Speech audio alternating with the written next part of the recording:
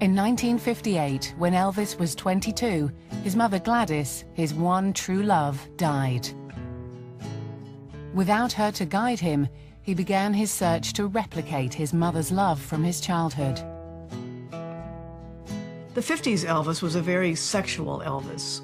In an era when no one talked about sex, when people were buttoned up, buttoned down, fully clothed all the time, everything was high, girls wore white gloves. It was such an era of conservatism and almost innocence. The 60s Elvis was greatly torn. He had met Priscilla Beaulieu in Germany. Priscilla Beaulieu was the stepdaughter of a military man stationed in Germany, and Elvis met her shortly before he returned home. He brought her to the States when she was 15, 16 years old. He expected her to be both a child and a woman. He wanted a petite woman with dark hair, as he remembered his mother being when he was very small. Several members of Elvis's entourage worried about the fact that Elvis spent more and more time with increasingly younger girls. He saw himself as more like a teenager.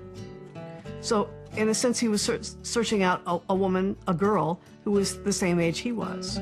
In his Hollywood years, Elvis cultivated a teenage entourage. Sandy Kay Stevens was a young girl working as an extra at Paramount when Elvis made Loving You.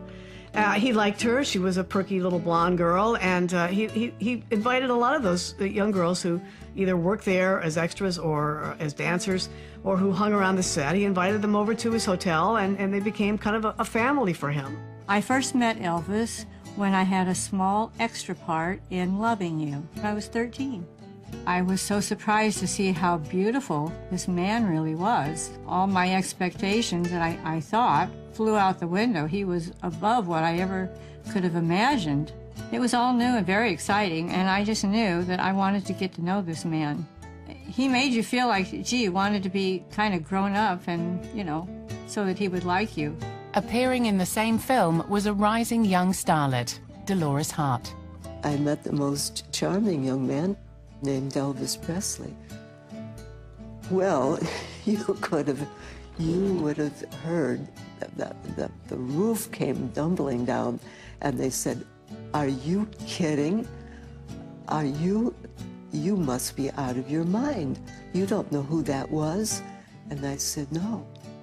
And they said, "Kid, you're crazy. That is the biggest guy in town." I got to know him by getting invited back to the hotel.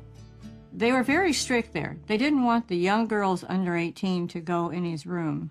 When we rode up the elevator, and his mom said to Elvis, "Isn't she an itty-bitty little thing?" And he says, "Yeah." He says, "I think I'll call her Little Bit." So that was my name. For the next 6 years that I was around Elvis, that's what he called me. There was a charisma that was unbelievable, and he just sang from the depths of him. And when he moved, it was beautiful. When I met him, he just turned 22. You know, sometimes he liked to just talk and cuddle and just depending on his mood, you know. He was very sweet, and he made you feel like a little princess. The weekends were really the time that he liked to play. He'd have everybody up. He'd play pool, or he'd play the piano and sing.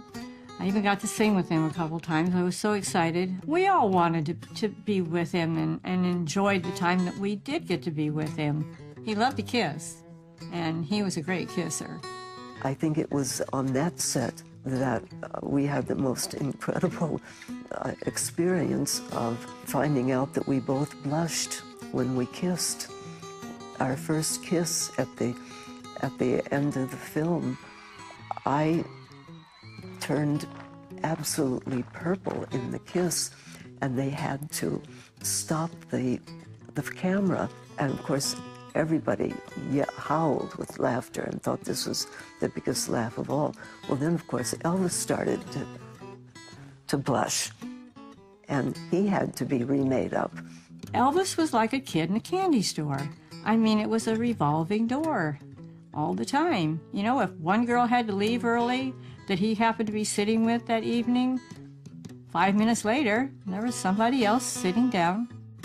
Was the date for the 5 minutes or an hour or the evening. I think most of the girls were under 18 or maybe just about 18. And yes, he was having sex with them. Whatever Elvis wanted to do, I just wanted to make him happy. Every time he'd leave, finishing a picture, and leave for Memphis, I would cry, and it was the same thing, but he always would hug me, and he'd say, "I'll be back in a little bit." The kids, they wanted just to touch him. They wanted a lock of his hair. If he had gone down on the streets, he would have been completely dismembered. He didn't want to get married. He would get married if he could look at somebody 24 hours a day across the table. I said, that'll never happen. Here I am, just this kid, but I'm giving him advice. He liked it, but he was young. He listened. Not well, but for me, it was a deep love.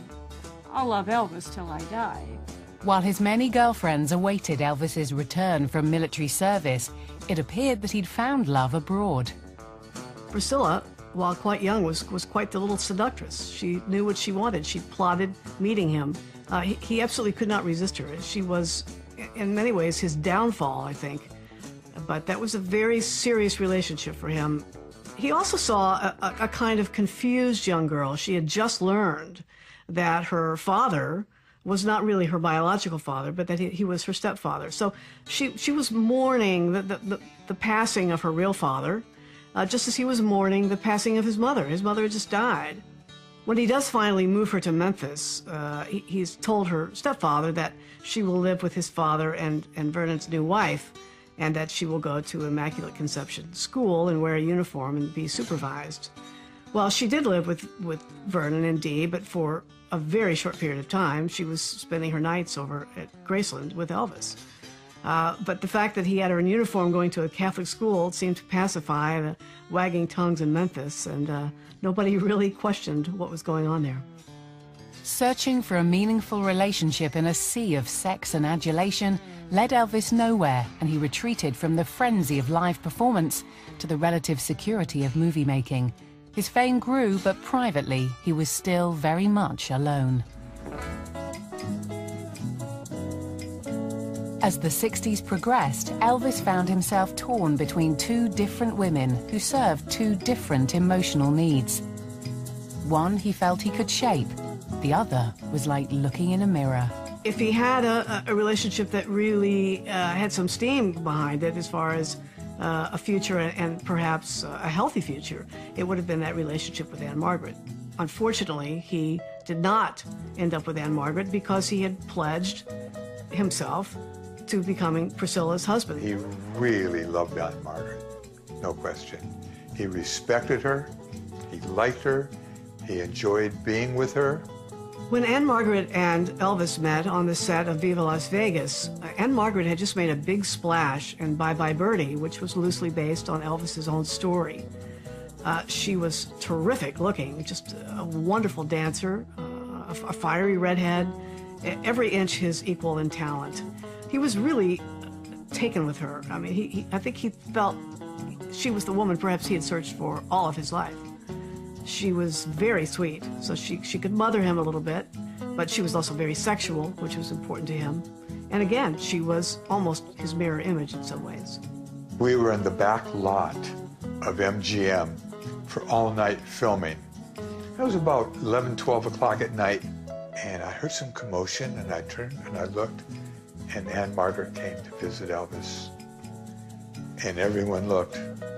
And I saw Elvis saw that she was there, and he just blushed, and you know, you could see he was really affected. He was melting within himself. And she comes in, and she just glowed. She was so beautiful. They really couldn't take their eyes off each other. It was just fireworks from the beginning. You could see the electricity between them. You could just see it crackle on the screen. I had a little part in Viva Las Vegas. I played a cocktail waitress. So when Elvis was singing to Anne Margaret near the bar area, you'll see this little blonde walk out, and my hair's pulled up, and I had a little cocktail outfit on. On the one hand, he had Priscilla, who he thought he was rearing. But on the other hand, he had Anne Margaret, who was the female Elvis, who was the only woman in his entire life who was an equal to him. But he sabotaged it because his mother had told him not to marry anybody in show business. And he went through a battle because Priscilla was in his life and Ann Margaret was in his life. And he certainly wasn't going to just play second fiddle to someone else in show business. His ego couldn't have stood that. On the back lot of MGM, they had a very small trailer that was about 20 years old. Elvis, Ann, and myself walked in. It was so cramped that Elvis sat in front of this mirror with light bulbs. Ann was right next to me, and I'm doing Elvis's hair, and I had to do his hair right. And I was so nervous, and I could feel her breast on my back. She was pressed up next to me, and the electricity was flying off the walls in that room between those two. They were so attracted to one another. It was beautiful to watch. If he was going to be dating her or seeing her on a weeknight, nobody else was allowed to be near the house or in the house, or he even made the guys leave. I think they were truly enamored with each other, and from the second that they met, that was a deep and true love affair. They spent a lot of time together. She took him home to meet her parents almost immediately. They were off having secret affairs in hotel rooms. This was a hot relationship, and probably could have lasted into a real marriage. He never got over her. As real as the Ann Margaret love interest was, Elvis faced a dilemma of his own, a promise he'd made. I know that Elvis really loved Priscilla. There's no question about it. He loved her till he took his last breath. But he was Elvis. And temptation got the better of him. Elvis really had no intention of carrying through on his promise to marry Priscilla.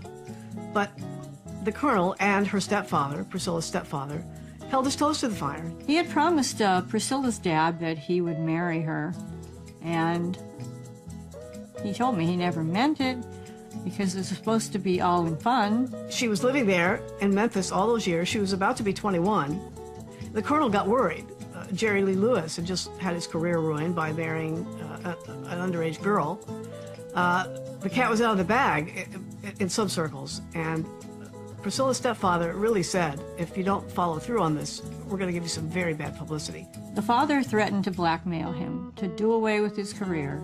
But because his parents had reared him to not question authority, to not have much of a backbone, he went along with his promise and what the Colonel wanted him to do.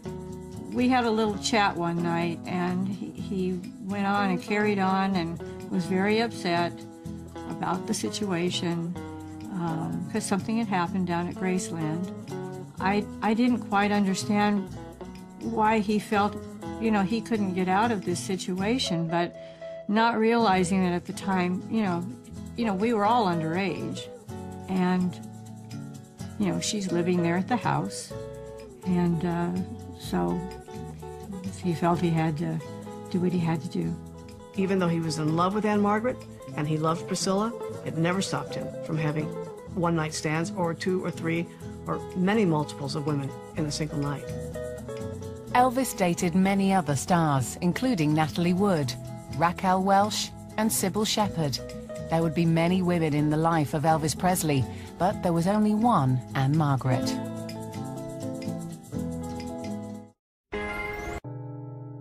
In the 1970s, Elvis approached middle age exhausted, alone, and confused. The expectations of being Elvis were too great for him or anyone who might date him. His fans provided the comfort and love to keep him going. The very thing that made him happy in the beginning and fueled him with energy drained him and left him empty. Elvis didn't know what it meant to have a fully realized, adult, romantic, emotional relationship, because he was still stuck in those teenage years.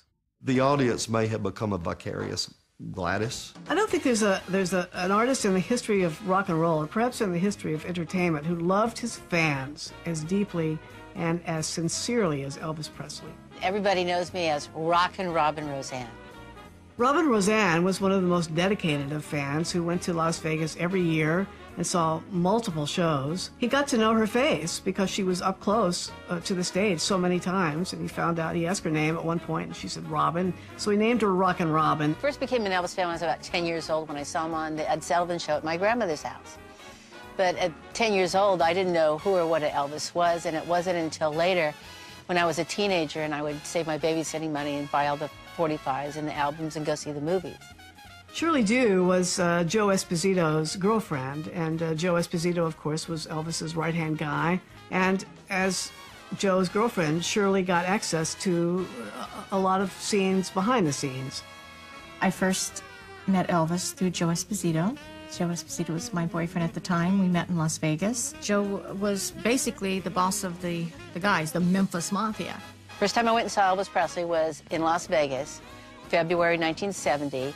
We drove down to Las Vegas and got to see one show, and one show only, and I didn't have the best seating. But when Elvis came out, I was just drawn to him. He was so charismatic, people couldn't help but be drawn to him. Well, over the years, I saw 72 concerts, and that included Las Vegas, Lake Tahoe, the Oakland Coliseum, and the San Francisco Cow Palace. There will always be something about Elvis. But the main thing was to get closer to Elvis so you could get that kiss, get that scarf, have him talk to you, have that personal interaction. There were women out there, young and middle-aged and old, that would have died to be with Elvis. When Elvis would give me a kiss and a scarf, I felt like I had stuck my finger in a light socket. It was just that kind of feeling from within, and every fiber of your being just felt like you were just electrocuted. It was a kiss, a feeling, a touch that you just can't describe.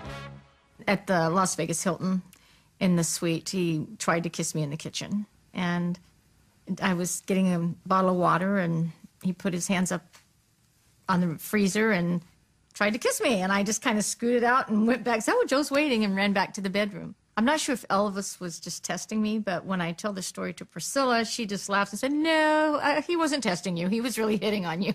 And just the thrill of, you know, seeing Elvis and coming home from Las Vegas or coming home from Tahoe, and knowing that you just spent 5 days seeing Elvis night after night after night after night, and you know, having a squirt gun fight with him, or just, you know, hanging out with his friends.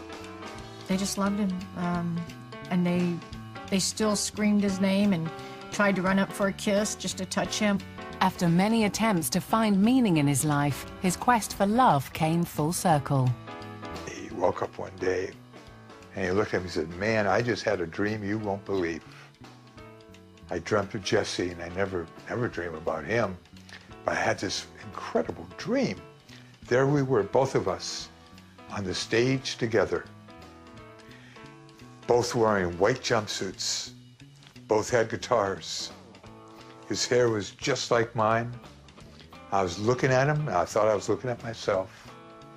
And the audience was screaming, and we were singing to them." He said, "To tell you the truth, I think his voice is better than mine." He had grown as far as he could grow with what he had been given in his family dynamic. And he spent the rest of his life trying to break out of it, but being chained to it at the same time. Even during his darkest times, women were still attracted to Elvis. Some tried to save him. Linda was a Southern belle. Behind closed doors, she took care of him. If he was on sleeping pills, she'd be the one that would move the plate away from him and check on him in the middle of the night. To hear her and Elvis, it was almost like she would mother him. You know, she was more like a mother to him. And each and every one of the guys, they all say, everybody that knew Elvis and everyone that knew Linda, swear up and down that he would still be with us today if she was with him. Linda was a strong woman, and as much as she loved Elvis, she grew, just like Priscilla grew, just like Anne Margaret grew. These were strong women that outgrew Elvis, really, but they still loved him, but they just outgrew him. From the time Elvis was 14, he became interested in 14-year-old girls. But even at the age of 42, he's befriending 14-year-old girls. Because of his immaturity, he's stuck. He's stuck at an age where he's looking for someone who's just a little bit younger than he is to kind of rear and become again a kind of protector, just as he was the man of the house as a young boy to his parents. I've heard from a lot of fans that oh, we love to see that picture of you and Elvis because he was smiling and he seemed happy. He was happy. I mean, he like all of us, he had his ups and his downs. I mean, there was a lot of laughing. I mean, I was there in the last, 3 or 4 years of his life, and we had fun. I think certain dates carried certain feelings. I think the time of her death, the actual date of her death, was always a concern with Elvis. I think it was a date he never passed without a remembrance, just as he would her birthday. He approached the age of 42, which was his known age of her age of death, even though it wasn't right.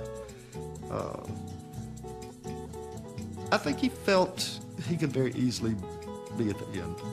I will tell you this about Anne Margaret. I'm the one that called to tell her that Elvis had passed away. And out of all the people that I talked to, I think she took it harder than anyone. She literally hired a plane to fly her to the funeral because there was no way she was going to miss Elvis's funeral. And when I picked her up at the airport, I mean, she wasn't dressed all, fancy and all. She just had on a simple dress and had a shawl around her shoulders. And she was heartbroken. She was heartbroken. The unconditional love of his fans supported Elvis over the years. While there were many, many women in love with Elvis, one is left guessing about Anne Margaret and what their special love could have become. Elvis Presley was a man that made the world swoon, but his heart belonged back in Tupelo, where he'd forged the bond with his one true love, his mother, Gladys. His mother died. All hopes of living a normal life died with her. His mom always filled his heart, and there wasn't much room for anyone else, I think. I don't know. You knew that. That's the kind of guy he was. The beauty and the sadness were intertwined. I don't understand not being able to be faithful to someone you love. And then we have, well, maybe he never loved anyone. I don't know. I don't think that there was a woman on this earth that could be Elvis's true love. For me, it was a deep love. I'll love Elvis till I die. At night when I go to bed, I say my prayers to God and I say my prayers to Elvis Presley. Thank you for letting me do this all these years, and the people that I've met. It brings tears to my eyes. If Elvis could hear me, I would, and I think he can, I would say, I miss you and I love you so much and I always will.